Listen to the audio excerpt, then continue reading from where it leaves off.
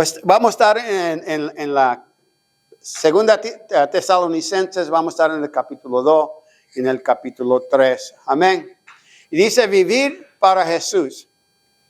Ahora, el apóstol Pablo amaba a la iglesia en Tesalónica. Y dice, cada vez que él hablaba o le escribía, era para darle ánimo y bendecirlos y testificar de su fidelidad a Dios.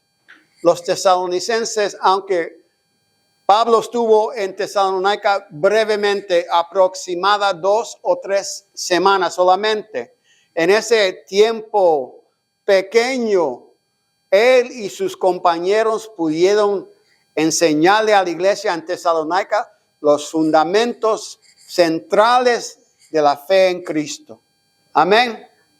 Y a veces nosotros pensamos que necesitamos doctrinas extraordinarias para mantenernos, o mensajes de las montañas, o profetas. No, lo más básico de la Escritura nos mantiene. Amén. Hay profundidades en la Escritura, pero si nosotros estamos centrados en lo más básico, Jesús es el Salvador. Él nos perdona nuestros pecados. Amén. Podemos mantener nuestra fe como los tesalonicenses. En un breve tiempo, esa iglesia fue fundada y transformada por esos 4 hombres, por Pablo, Silas, Timoteo y Lucas. En semanas. Nada es imposible para Dios. Amén.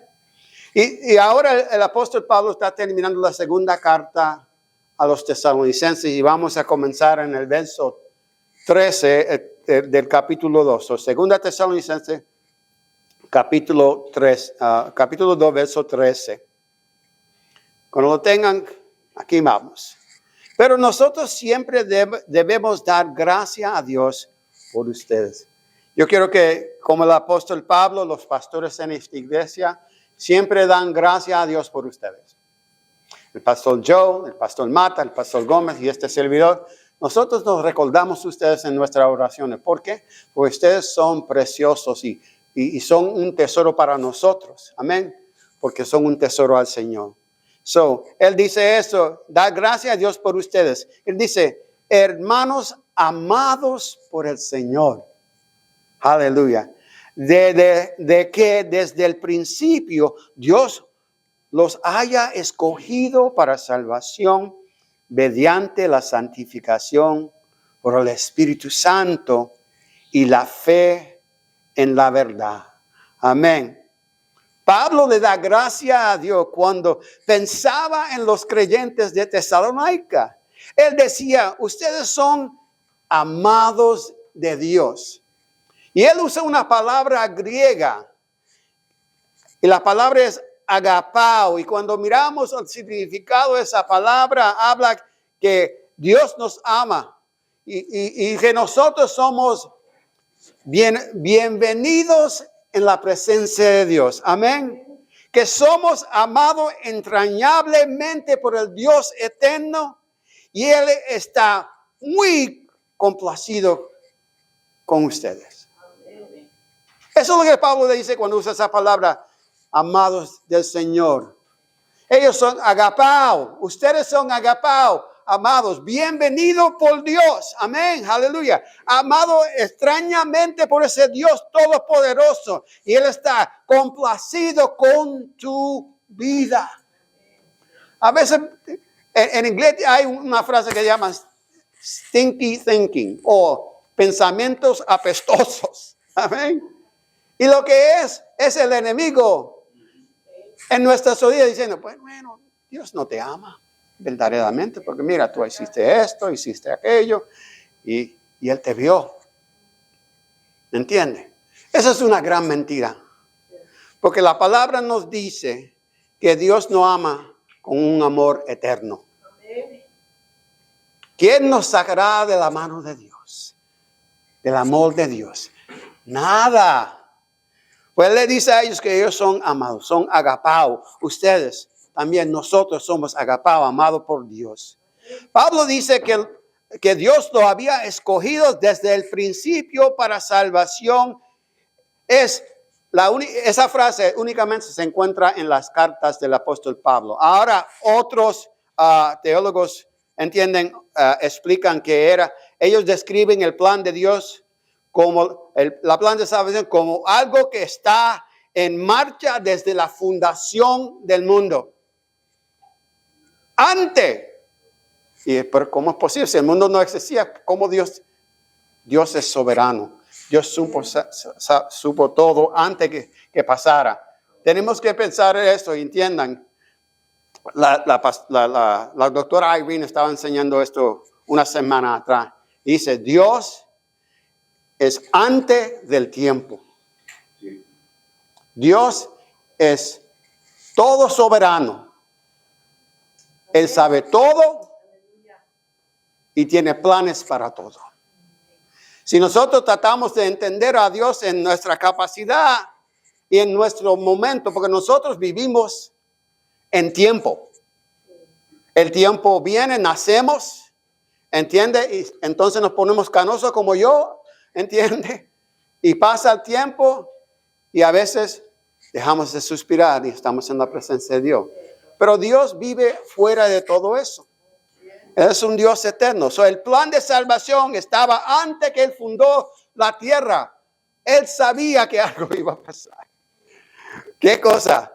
Otra forma de pensar en esto, como Pablo dijo, era que los tesalonicenses fueron escogidos para estar entre los primeros grupos gentiles en escuchando y recibiendo el evangelio.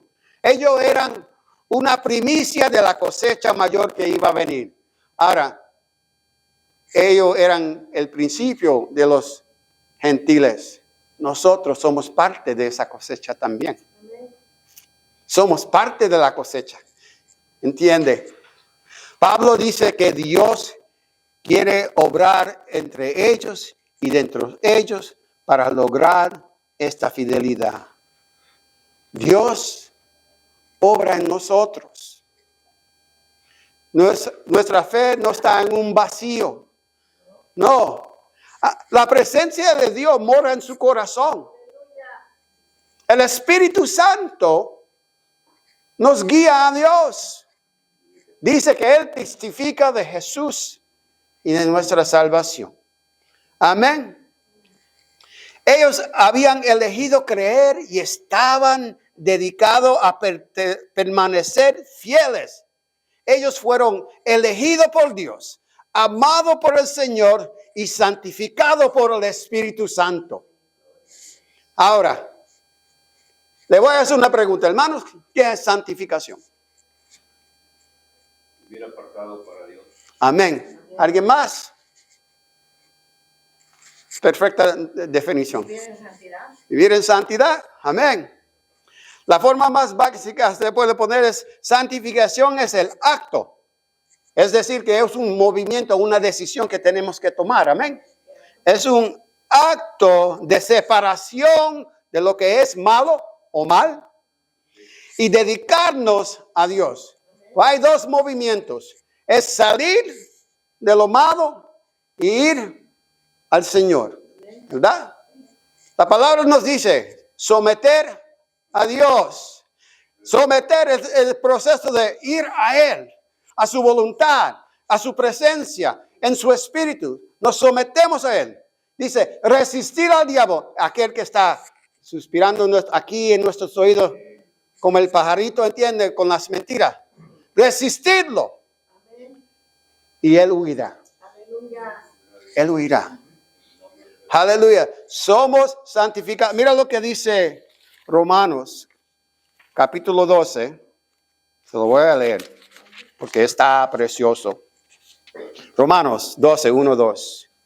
Así que, hermanos, os ruego por la misericordia de Dios que se presente vuestros cuerpos en sacrificio vivo, santo, agradable a Dios, que es vuestro culto racionable. Hay el proceso de sometiéndonos a Dios, de saliendo, separándonos del mar y sometiéndonos a Dios.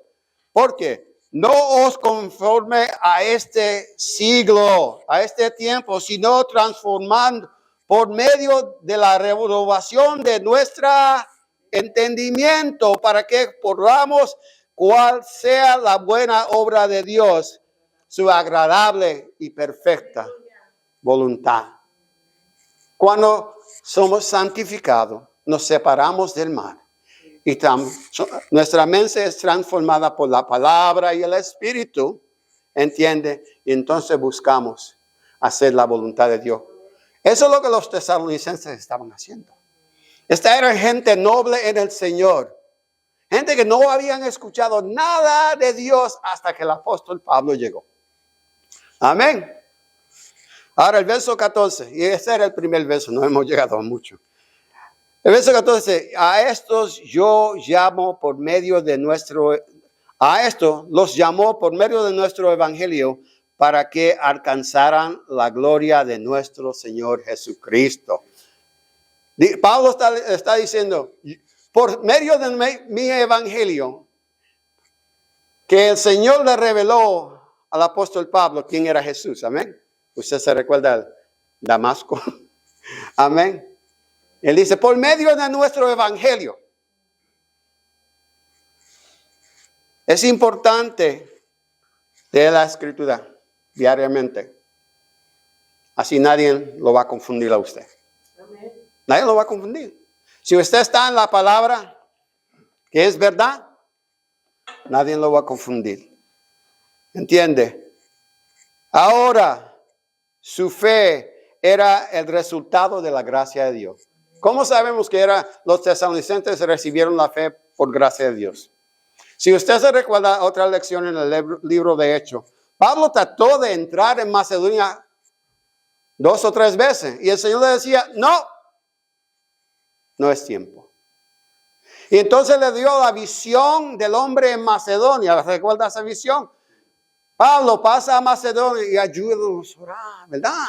Ven, y el Señor abrió esa puerta. Por su gracia, Pablo entra a Macedonia, donde el Señor estaba preparando cosas. Y llegó a Tesalónica y comenzó a enseñar y a predicar el evangelio que él había recibido por revelación de Dios. ¿Y qué pasó? Creció una iglesia.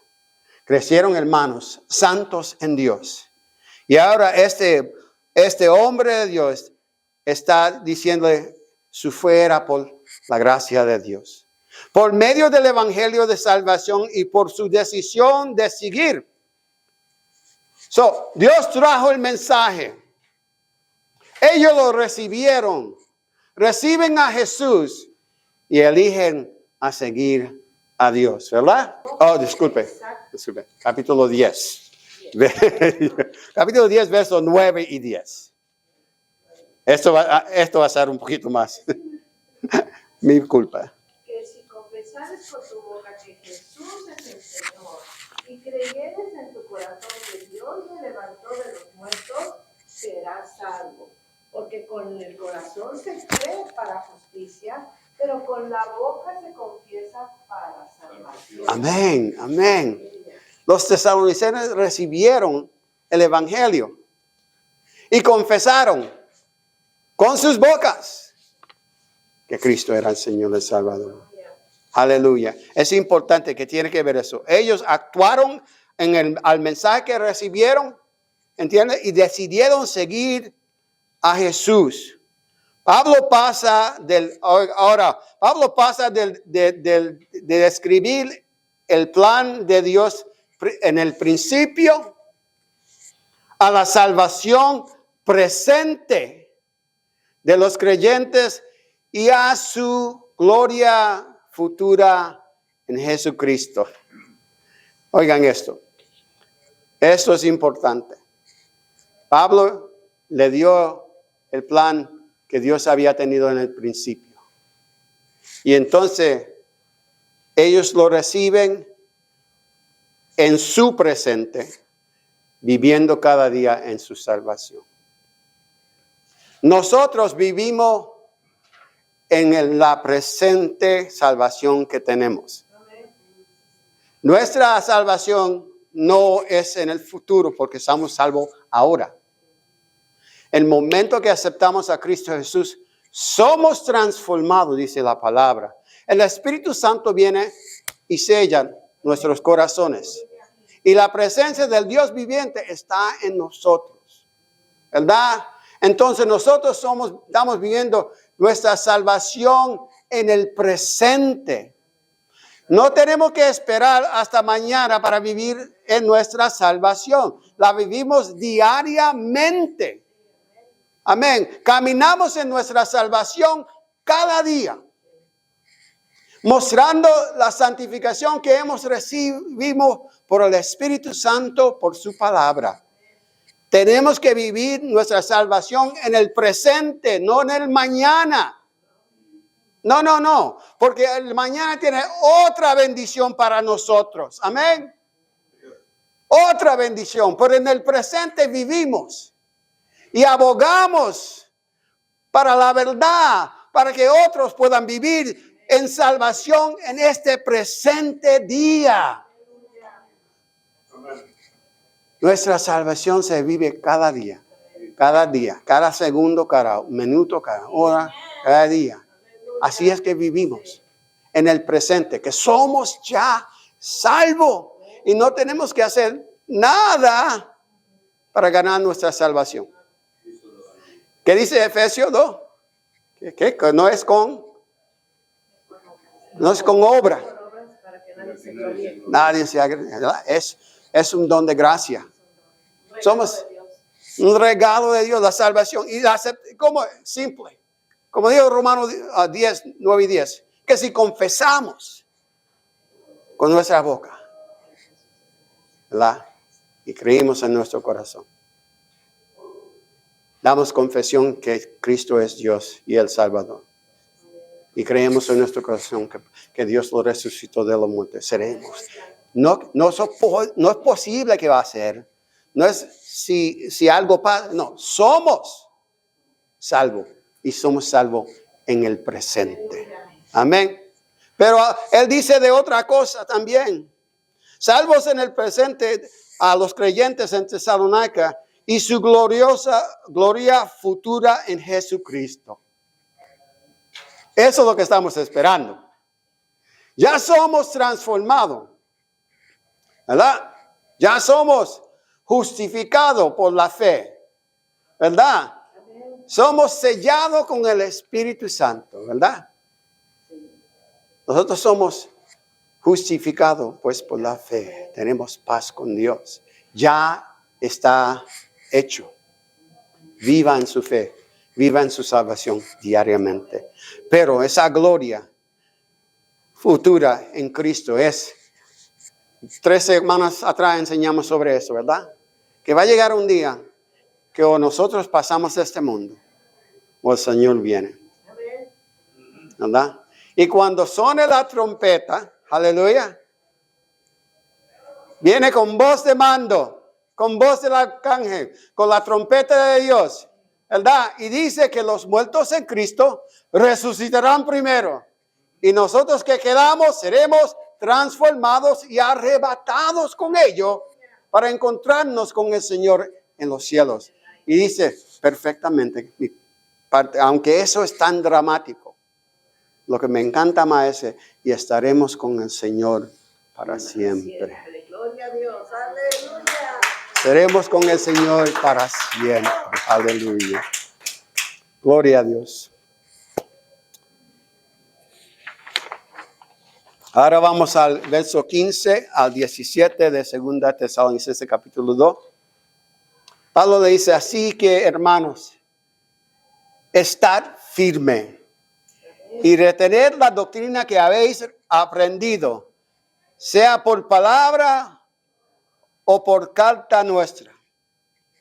Estar firme. Las instrucciones anima a los tesalonicenses a permanecer firmes y inquebrantable en su fe y en la comprensión de sus enseñanzas. Él dice, quédense firmes en lo que han recibido, en la palabra que han recibido. Yo le digo a ustedes, hermanos, quédense firmes en lo que este libro nos ha enseñado. ¿Entiende? Quédese firme. No deje que nadie le desvíe. Si usted vive en esto, en este libro, usted va a estar bien. Nadie lo va a confundir.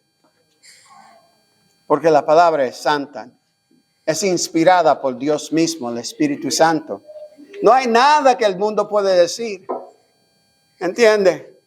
Es inspirada. Aleluya. Quédase firme. 1 Corintios capítulo 16, verso 13 dice esto.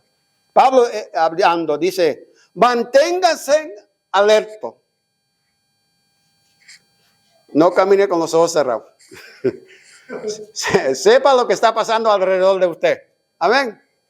Él dice, aleluya. Manténgase alerta.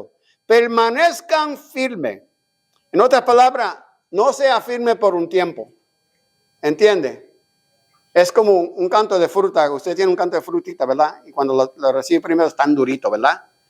Y después del tiempo comienzan a madurar y se ponen bien listo para comer. Y entonces si lo deja quieto, se despedaza. No se queda firme.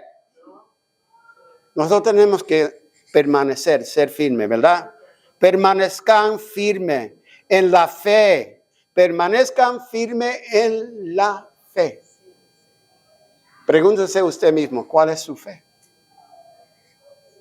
¿Y estoy firme en ella? No contesten esta clase. Yo quiero que ustedes piensen eso. ¿Estoy permaneciendo en mi fe? ¿Estoy permaneciendo firmemente? Y tenemos que ser sinceros. ¿Entiende?